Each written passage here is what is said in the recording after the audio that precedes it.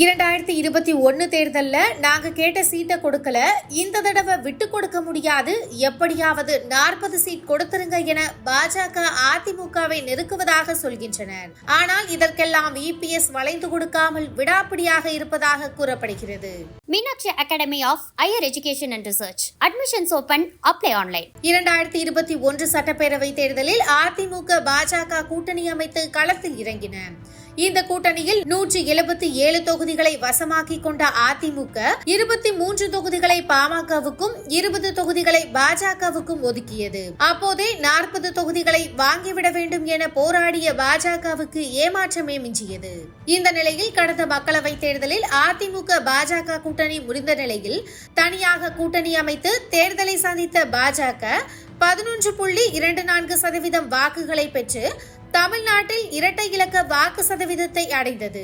அதனால் 2026 சட்டப்பேரவை தேர்தலில் 40 சீட்டாவது எங்களுக்கு வேண்டும் என அதிமுகவிடம் பாஜக விடாப்பிடியாக இருப்பதாக சொல்கின்றனர். அதுவும் பாரிவேந்தர், ஏசி சண்முகம், ஜி.கே. வாசன், ஜான் பாண்டியன் ஆகியோர் எங்களை நம்பியிருப்பதால் அவர்களை எங்களால் விட்டுவிட முடியாது.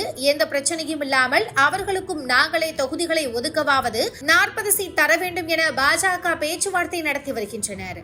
ஆனால் இதற்கெல்லாம் இபிஎஸ் இறங்கி வர தயாராக இல்லை என கூறப்படுகிறது. கடந்த முறை ஒதுக்கிய அதே 20 சீட்டை தான் இந்த முறையும் பாஜகவுக்கு ஒதுக்க இபிஎஸ் முடிவெடுத்துள்ளதாக சொல்கின்றனர். அதிமுகவின் முக்கிய புள்ளிகளும் நாம் சீட்டை விட்டுக் கொடுக்க கூடாது என்றே இபிஎஸ் காதுகளுக்கு கொண்டு செல்வதாக தெரிகிறது. பாஜகவுடன் கூட்டணி வைத்ததால் அதிருப்தியில் இருக்கும் அதிமுகவினரை சீட் விவகாரத்தில் மேலும் கோபமாக்கிவிட வேண்டாம் என நினைத்து இபிஎஸ் கவனமாக காய் நகர்த்துவதாக சொல்கின்றனர்.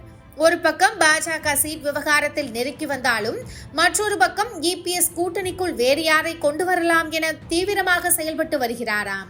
கூட்டணிக்குள் அதிக கட்சிகள் வந்தால் நாம் கேட்ட தொகுதிகள் கிடைக்காமல் போய்விடுமோ என்ற பதற்றத்தில் பாஜக இருப்பதாக அரசியல் வட்டாரத்தில் பேச்சு இருக்கிறது. Meenakshi Academy of Higher Education and Research admissions open, apply online.